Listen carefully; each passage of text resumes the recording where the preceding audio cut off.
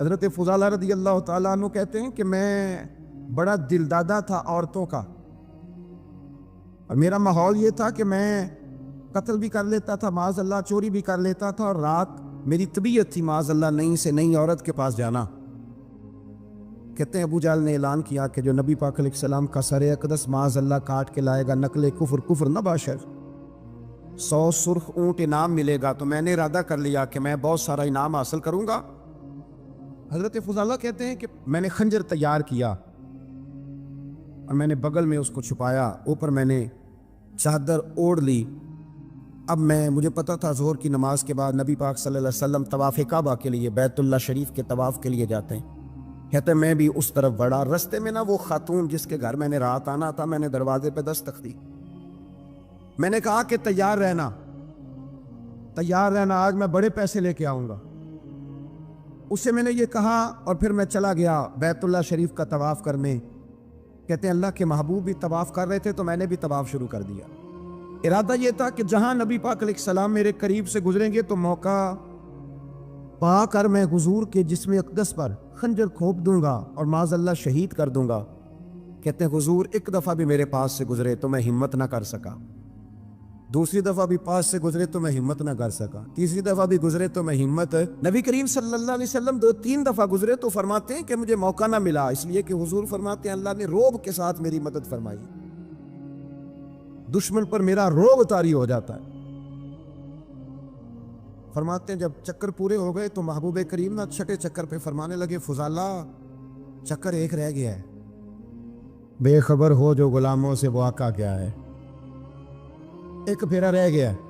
کہتے طواف مکمل ہو گیا تو محبوب میرے قریب آئے، فرمایا وہ کام کرتے کیوں نہیں جس کے لیے آئے تھے؟ میں نے عرض کی یا رسول اللہ کون سا کام، کیسا کام؟ اندر تو چور تھا نا، بانج فقیروں کسے نہیں ماریا اے ہوئی چور اندر دا، اندر چور تھا نا۔ کہتے ہیں حضور نے مجھے کندھے سے پکڑ کے ہلایا، فرمایا کرتے کیوں نہیں؟ جب حضور نے ہلایا تو وہ خنجر بھی پیروں میں گرا اور میں بھی رسول اللہ کے پیروں میں گر گیا۔ میں نے کہا حضور مجھے کلمہ پڑھا دیں۔ کہتے ہیں حضور نے پہلے میرے دل پہ دست مبارک پھیرا، پھر میرے نبی نے مجھے کلمہ پڑھا دیا۔ اب مرید ہونے والا کہتا ہے کہ جی آہستہ آہستہ میں ٹھیک ہو جاؤں گا۔ اب وہ آہستہ آہستہ کا کیا ترجمہ ہے یہ بالکل سمجھ نہیں آتی۔ بھائی کسی بندے سے 5 لاکھ روپیہ لینا ہے تو اس سے وہ کہتا ہے جی میں آہستہ آہستہ دوں گا، 500 روپیہ دے دیا کروں گا روز کا، تو کہتے ہیں میری رقم خراب ہوتی ہے، پورے دو۔ اور نیکی کی بات جب آتی ہے تو کہتے ہیں حضرت صاحب دین اتنا سخت نہیں ہے، میں آہستہ آہستہ ٹھیک ہو جاؤں گا۔ اب میں مغربی شاپ پڑھنی شروع کر دیا میں نے، اب میں تسبیح لے لی ہے، کل میں نے بھی آہستہ آہستہ میں ٹھیک ہو جاؤں۔ یعنی رقم لینی ہو تو وہ آہستہ آہستہ قبول نہیں ہے، لیکن اور مکان کی رجسٹری اگر کرانی ہو تو مالک مکان کہے گے آہستہ آہستہ کرا لو، کہتے ہیں پیسے پورے دیے ہیں، سویرے چل اور بیان دے، یہ کیا بات؟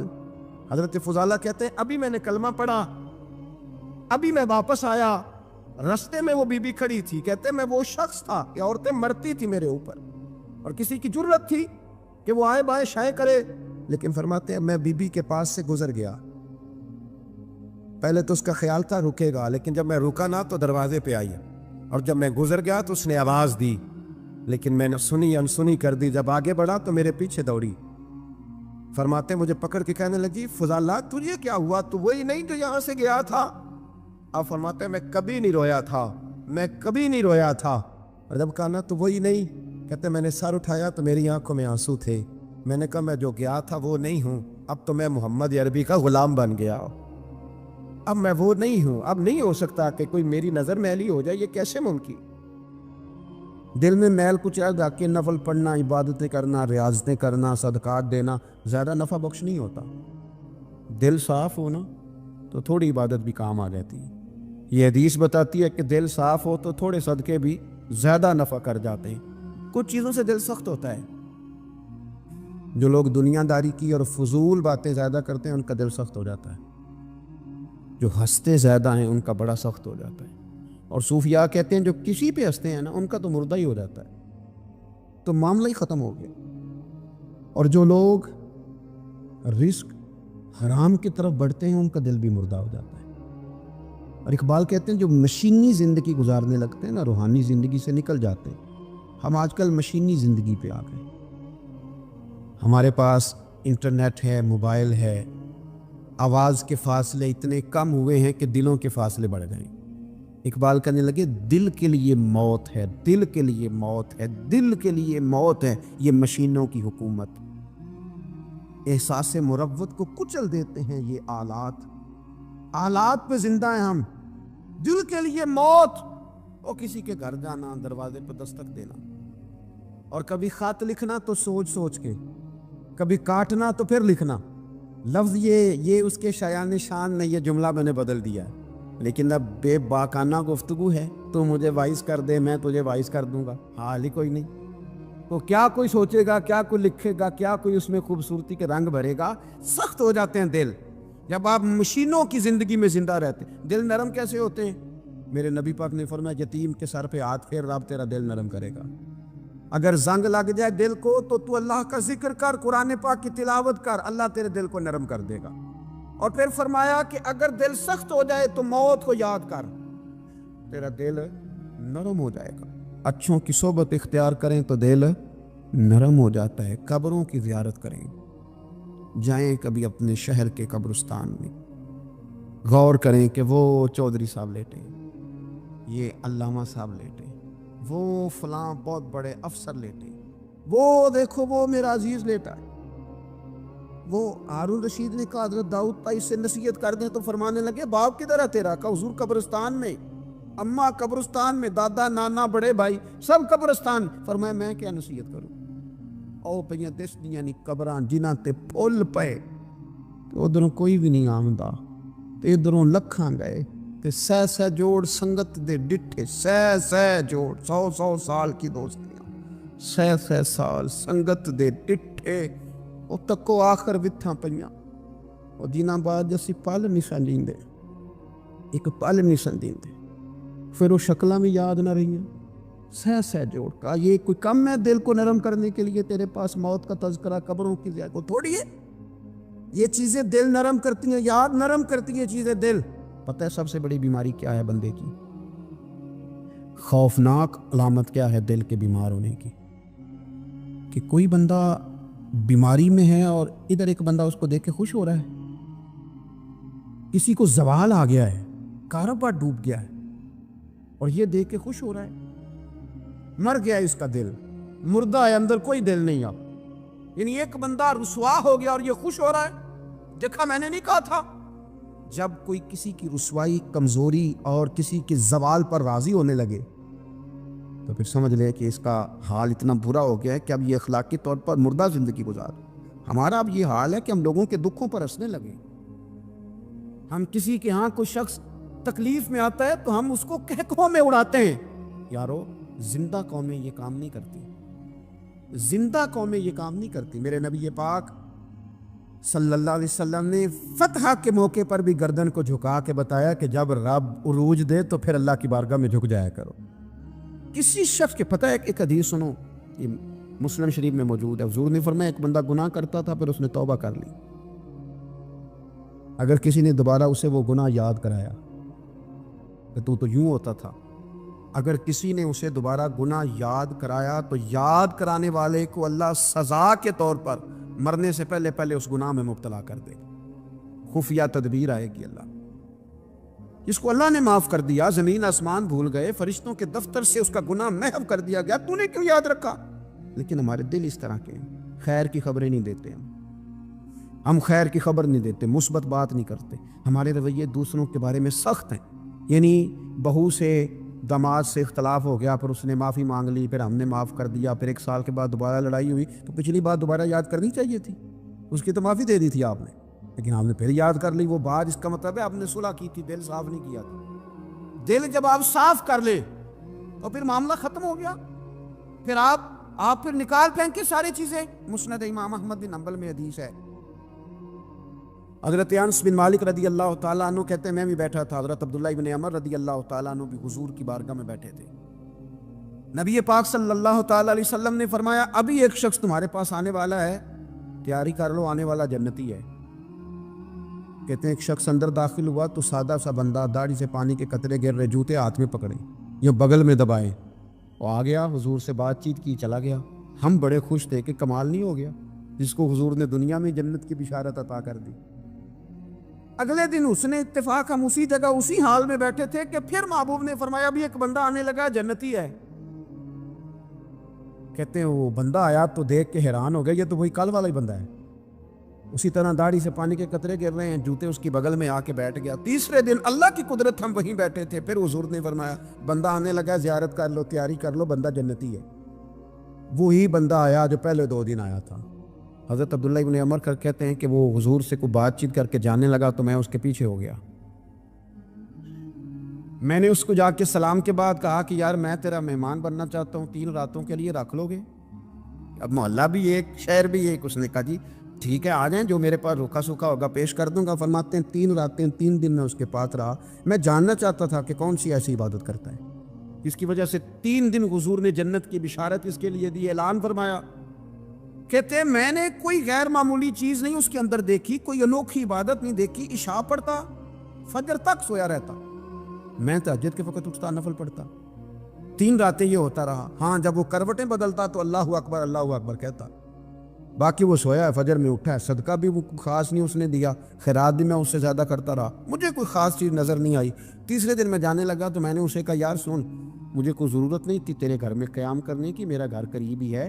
وہ تو کمال یہ ہے کہ نبی کریم علیہ السلام نے اپنی زبان فیض ترجمان سے، یعنی وہ زبان جس کو سب کن کی کنجی کہیں، اس کی نافذ حکومت پہ لاکھوں سلام، حضور نے 3 دن تجھے مسلسل جنتی کہا ہے۔ میں تو دیکھنے آیا تھا کہ تیرے اندر کوئی عمل ہو تو میں بھی وہ شروع کروں۔ تو وہ کہنے لگا یہی ہے جو آپ نے دیکھ لیا ہے، فرض نماز ہی پڑھتا ہوں، روٹین کے کام ہی کرتا ہوں، کوئی خاص چیز تو میرے پاس کوئی نہیں۔ حضرت عبداللہ ابن عمر فرماتے ہیں میں نے تو سمجھا کہ میں تو اس سے زیادہ خیر کے کام کرتا ہوں۔ اب میں سوچتا ہوا وہاں سے نکلنے لگا کہ پھر کیا خاص بات ہے جو نبی پاک نے 3 دفعہ اسے جنتی کہا ہے۔ جب میں نکلنے لگا نا، دروازے پہ مڑنے لگا تو اس نے آواز دی، کہا یار سنو ایک بات یاد آئی ہے۔ میں نے کہا وہ کون سی؟ کہنے لگا یار جب سے بالغ ہوا ہوں نا، جب سے اللہ نے توفیق اسلام دی ہے، میں نے جب بھی اپنا دل دیکھا ہے نا، جب بھی میرے دل میں کسی کے لیے حسد کوئی نہیں، کوئی عداوت نہیں، کوئی بغض نہیں، کوئی کینہ نہیں، کوئی کیا کر رہا ہے، میرے دل میں سب کے لیے خیر ہی ہے، دل میرا صاف ہے، اس کے علاوہ نہیں مجھے پتا کیا عمل ہے۔ حضرت عبداللہ بن عمر کہتے ہیں پھر مجھے سمجھ آ گئی ہے، یہ جو تیرے دل کی صفائی ہے نا، یہ بنیاد بن گئی ہے جس کی بنیاد پر نبی پاک نے تجھے 3 دفعہ جنت کی بشارت عطا فرمائی ہے۔ تو امام غزالی رحمۃ اللہ علیہ فرمانے لگے کہ اگر مہینے پہ گرد پڑ جائے تو اس میں اکثر صحیح نظر نہیں آتی، مہینے صاف پھر اس پہ اکثر نظر آتے۔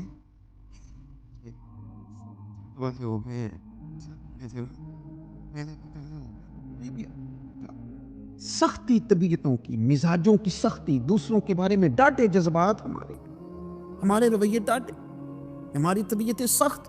حضرت عبداللہ ابن مسعود رضی اللہ تعالیٰ عنہ نے ایک شخص کو جنازے کے موقع پہ ہنستا ہوا دیکھ لیا، فرمایا آج کے بعد تیرے ساتھ کلام نہیں کروں گا۔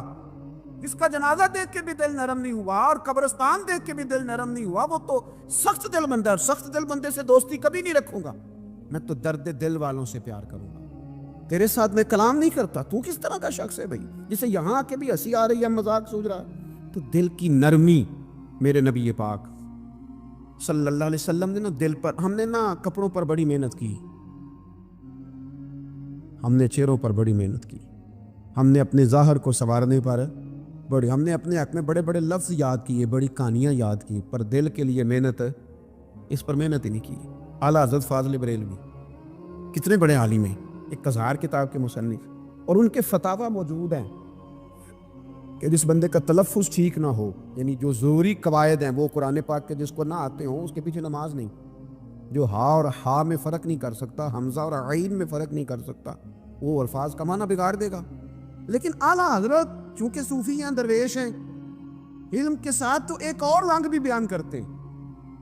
وہ کہتے ہیں یہ نہ ہو کہ صرف تو حروف کے ہیر پھیر میں لگا رہے، سغرے کبرے ٹھیک کرتا رہے، دارابا یادرب کے چکر میں پڑا رہے، اور دل پر تو توجہ ہی نہ دے۔ فاضل بریلوی رحمۃ اللہ علیہ فرمانے لگے کہ 2 علماء نے قرآن ایک درویش کے پیچھے نماز پڑھی تو مستحب جو قواعد تھے نا، جن کے بغیر نماز، وہ ٹھیک نہیں تھے ذرا ان کے، تو وہ کہنے لگے دیکھا جی اتنے بڑے پیر صاحب ہیں اور ان کی تو قرات ہی ٹھیک نہیں، تلفظ ہی ٹھیک نہیں، حالانکہ لفظ تاثیر سے بنتے ہیں، تلفظ سے نہیں۔ لفظ تاثیر سے بنتے ہیں، تلفظ سے نہیں۔ اہل دل آج بھی ہیں اہل زبان سے آگے۔ انہوں نے کہا جی بابا جی کا تو تلفظ ہی ٹھیک نہیں۔ اعلیٰ حضرت نے لکھا ہے ملفوظات شریف میں، فرماتے ہیں پھر وہ نہانے کے لیے چلے گئے نماز پڑھ کے فارغ ہو کے، تو وہ پانی میں اتر گئے تو شیر ان کے کپڑے اٹھا کے لے گیا۔ اب کتنی کو دیر پانی میں رہتے، نکلے بھی تو کیسے نکلے، شرم آتی ہے۔ مختصر لباس پہن کے وہ غسل کرنے کے لیے گئے تھے، اب پانی میں سردی، کتنی کو دیر بندہ پانی میں رہے۔ لوگوں نے آ کے کہا حضور وہ آپ کے مہمان تو الجھ گئے، بڑے بری طرح پھنس گئے، مہربانی فرمائے ان کو تو بچائیں، وہ تو سخت الجھن میں۔ کیا ہوا؟ کہنے لگے وہ شیر کپڑے لے گیا،